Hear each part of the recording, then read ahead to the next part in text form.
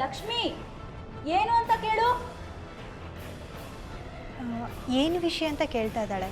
ನೀವ್ಯಾರು? ನಾನು ಲಕ್ಷ್ಮಿ ಅಂತ, ಮೀರಾ ಫ್ರೆಂಡು.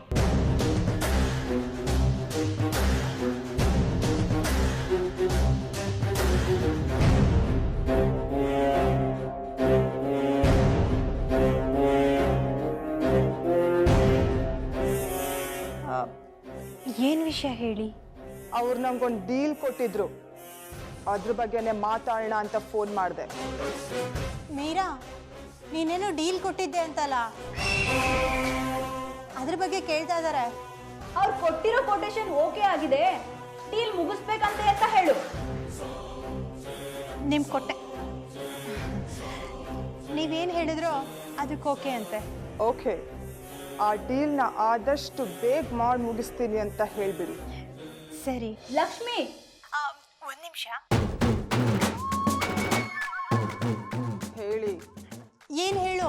ಹಾಗೆ ಇನ್ನೂ ಒಂದು ವಿಷಯ, ಚಿಕ್ಕದಾಗ್ಲಿ ದೊಡ್ಡದಾಗ್ಲಿ ಎರಡಕ್ಕೂ ಒಂದೇ ಇಂಪಾರ್ಟೆನ್ಸ್ ಕೊಟ್ಟು ಡೀಲ್ ಮುಗಿಸ್ಬೇಕಂತೆ ಅಂತ ಹೇಳು. ನೋಡಿ, ನಿಮಗೆ ಕೊಟ್ಟಿರೋ ಕೆಲಸದಲ್ಲಿ ಚಿಕ್ಕದು ದೊಡ್ಡದು ಅಂತ ನೋಡಿದೆ, ಎರಡಕ್ಕೂ ಒಂದೇ ಪ್ರಾಮುಖ್ಯತೆ ಕೊಟ್ಟು ಕೆಲಸ ಮಾಡಿ ಮುಗಿಸ್ಬೇಕಂತೆ. ಆಯ್ತು.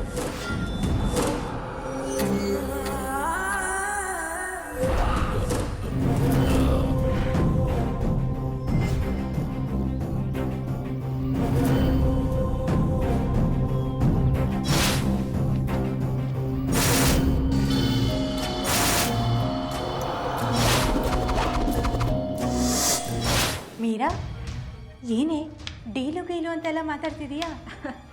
ಏನಿಲ್ಲ ಲಕ್ಷ್ಮಿ, ರಾಘವ್ ಫಾರಿನ್ಗೆ ಹೋಗಿದ್ದಾನಲ್ವಾ, ಅವನ ಆಫೀಸ್ ಕೆಲಸ ಎಲ್ಲ ನನಗೆ ವಹಿಸ್ಕೊಟ್ಟು ಹೋಗಿದ್ದಾನೆ, ಅದನ್ನು ನಾನು ಮಾಡ್ತಾ ಇದ್ದೀನಿ ಅಷ್ಟೇ. ಹೌದಾ?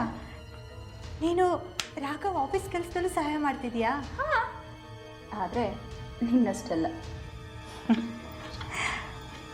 ನಾನು ಅವ್ರ ನೆರಳಾಗಿದ್ದೆ ಅಷ್ಟೇ, ಆದರೆ ನೀನು ಅವ್ರ ಬೆನ್ನೆಲುಬಾಗಿದೆಯಾ? ಹೋಗ್ಲೋ ಪ್ರೋಗ್ರಾಮ್ ಏನಿದ್ರು ಆಮೇಲೆ ಇಟ್ಕೊ, ಈಗ ಹೋಗಿ ಕೂತ್ಕೊಂಡು ನಾನು ಅಡುಗೆ ಮುಗಿಸ್ತೀನಿ.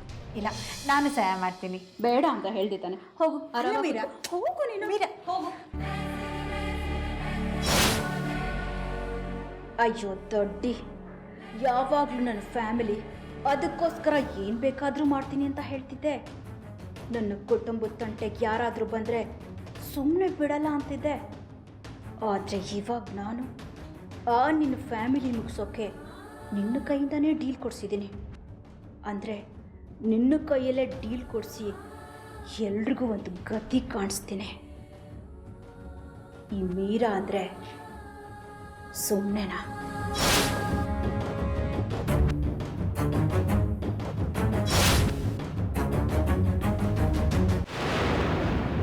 ಅವಳು ಇಷ್ಟೆಲ್ಲ ಮಾಡಿದ್ಲ? ಆ ರಾಕ್ಷಸಿನ ಜೀವ ಸಹಿತ ಬಿಡಬಾರ್ದು. ಈಗಲೇ ಹೋಗಿ ಅವಳು ಪ್ರಾಣ ತೆಗೆದು ನನ್ನ ಮಗನ್ನ ಕರ್ಕೊಂಡು ಬರೋಣ. ಬನ್ನಿ. ಬೇಡ ಅತ್ತೆ. ಮಾವ, ಏನ್ ಹೇಳ್ತಿದ್ದೀರಾ? ಅವಳು ಇಷ್ಟೆಲ್ಲ ಮಾಡಿದ್ರು ನಾವ್ ಅವಳ ಸುಮ್ಮನೆ ಬಿಡ್ಬೇಕಾ? ನಾವ್ ಅವಳ ಸುಮ್ಮನೆ ಬಿಟ್ರೆ ಆ ದೇವ್ರ ಮೆಚ್ಚಲ್ಲ. ಬನ್ನಿ ಮಾವ. ಬೇಡ ಅದಿತಿ, ನನ್ನ ಮಾತು ಸ್ವಲ್ಪ ಕೇಳಿ. ಅವಳು ನಾವು ನೀವು ಅಂದ್ಕೊಂಡಷ್ಟು ಸಾಮಾನ್ಯದವಳಲ್ಲ. ಮನುಷ್ಯತ್ವನೇ ಇಲ್ದಿರೋ ಮೃಗ ಅವಳು. ತಾಳಿ ಕಟ್ಟಿದ ಗಂಡ ಅಂತ ನೋಡ್ದೆ ಹೇಗೆ ಒಡ್ಸಿದಾಳೆ ಗೊತ್ತಾ? ಅಲ್ಲಿ ಬಾಬಾ ಬದುಕಿದಾರೋ ಸತ್ತಿದಾರೋ ಒಂದು ಗೊತ್ತಿಲ್ಲ.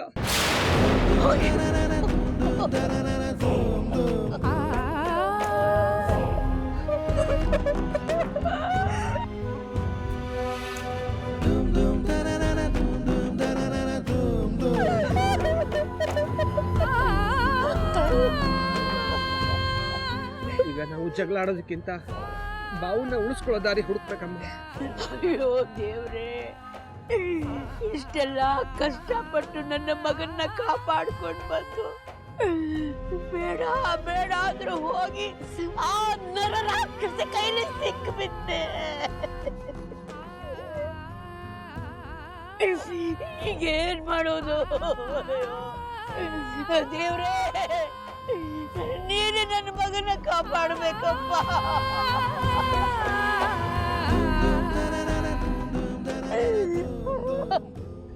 ನಾನು ಇವಾಗ ಅಳ್ತಾ ಕೂತ್ಕೊಳ್ಳೋ ಸಮಯ ಅಲ್ಲ.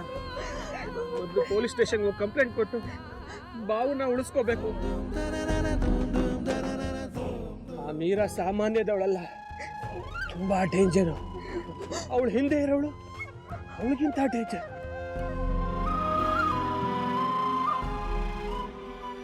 ಬನ್ನಿ ಬನ್ನಿ, ನಾವಿವಾಗಲೇ ಹೋಗಿ ಪೊಲೀಸ್ ಸ್ಟೇಷನ್ ಕಂಪ್ಲೇಂಟ್ ಕೊಡೋಣ. ಹೌದು ಮಾವ, ಅವಳ ಸುಮ್ಮನೆ ಬಿಟ್ರೆ ಆಗಲ್ಲ. ಅವಳಿಗೆ ಸರಿಯಾದ ಪಾಠ ಕಲಿಸ್ಬೇಕು. ಬನ್ನಿ ಮಾವ, ಸ್ಟೇಷನ್ಗೆ ಹೋಗಿ ಕಂಪ್ಲೇಂಟ್ ಕೊಡೋಣ. ನಾವು ಬರ್ತೀವಿ. ಬನ್ನಿ ಮಾವ, ಹೋಗೋಣ. ಬೇಡ ಮಕ್ಕಳೇ, ನೀವು ಈ ವಯಸ್ಸಿಗೆ ಪೊಲೀಸ್ ಸ್ಟೇಷನ್ ಮೆಟ್ಲತ್ತೋದು ಬೇಡ. ಅದಿತಿ, ನಿನ್ನ ಮಕ್ಕಳು ಕರ್ಕೊಂಡು ಮನೆಗೆ ಹೋಗು. ನಾನು ಹೋಗಿ ಕಂಪ್ಲೇಂಟ್ ಕೊಟ್ಟು ಬರ್ತೀನಿ. ಇಲ್ಲ, ನಾವು ಬರ್ತೀವಿ. ನಾವು ಪಪ್ಪನ್ ನೋಡ್ಬೇಕು. ಹೆದರ್ಕೋಬಿಡಿ ಮಕ್ಕಳ, ಅವ್ರಿಗೇನೂ ಆಗೋದಿಲ್ಲ. ನಿಮ್ಮ ಪಪ್ಪನ ನಾನು ಕರ್ಕೊಂಡ್ಬರ್ತೀನಿ. ನೀವು ಅಕ್ಕನ ಜೊತೆ ಮನೆಗೆ ಹೋಗಿ. ಬನ್ನಿ ಮಾವ, ಫಸ್ಟ್ ಹಾಸ್ಪಿಟ್ಲ್ಗೆ ಹೋಗೋಣ. ಹೌದೇ, ಮೊದಲು ಹಾಸ್ಪಿಟಲ್ಗೆ ತೋರಿಸಿ ಆಮೇಲೆ ಸ್ಟೇಷನ್ಗೆ ಹೋಗೋಣ. ಬನ್ನಿ. ಬೇಡ ಕವಿತಾ, ನನಗೇನಾದ್ರೂ ಚಿಂತೆ ಇಲ್ಲ. ಆದ್ರೆ ಅಲ್ಲಿ ಬಾವನ ಪರಿಸ್ಥಿತಿ ಹೇಗಿದ್ಯೋ ಏನೋ ಒಂದು ಗೊತ್ತಿಲ್ಲ. ನನ್ನ ಕಣ್ಮುಂದೆನೆ ಬಾವನ ತಲೆ ಹೊಡೆದ್ರು. ಅವನು ಪ್ರಜ್ಞೆ ತಪ್ಪಿದ್ದಿದ್ದ. ಬನ್ನಿ, ಮೊದಲು ಹೋಗಿ ಕಂಪ್ಲೇಂಟ್ ಕೊಡೋಣ, ಆಮೇಲೆ ಹಾಸ್ಪಿಟ್ಲಿಗೆ ಹೋಗೋಣ. ಅದಿತಿ, ನಿನ್ನ ಮಕ್ಳನ್ನ ಕರ್ಕೊಂಡು ಹೊರಡು. ಸರಿ ಮಾವ. ಅಜ್ಜಿ.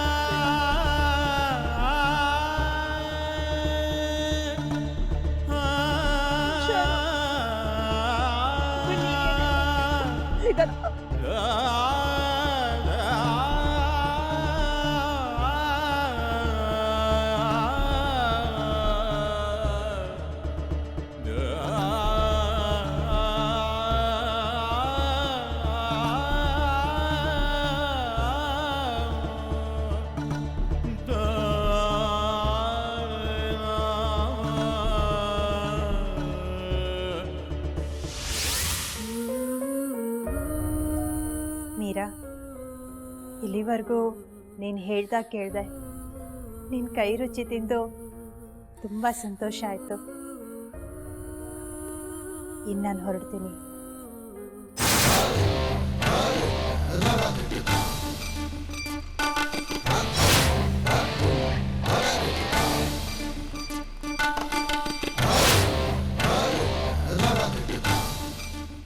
ನನ್ನ ಆಸೆ ಇನ್ನೂ ತೀರಿಲ್ಲ ಲಕ್ಷ್ಮಿ. ಅದಕ್ಕೀಗ ಕಾಲ ಕೂಡ್ ಬಂದಿದೆ. ನೀನು ಎಲ್ಲೂ ಹೋಗಬಾರ್ದು. ನೀನು ನಿರ್ಧಾರನ ಬದಲಾಯಿಸ್ಕೊಂಡು ಇಲ್ಲೇ ಇರು ಲಕ್ಷ್ಮಿ.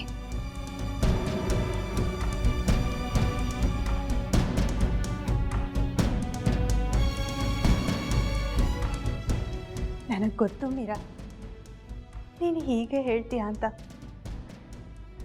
ಇದೊಂದು ವಿಷಯದಲ್ಲಿ ನನ್ನ ತಡಿಬೇಡ.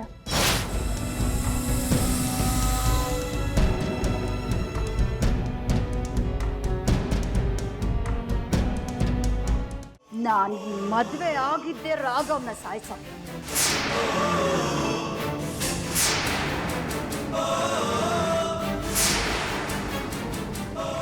ಅವ್ನು ನನ್ನ ಕುಚ್ಚಿಗೆ ಕಟ್ಟಿರೋ ತಾಳಿ ಇದೆಯಲ್ಲ, ಅದು ಅವನಾಗಿ ಅವನು ಕಟ್ಕೊಂಡಿರೋ ಸಾವಿನ ಕಂಕಣ.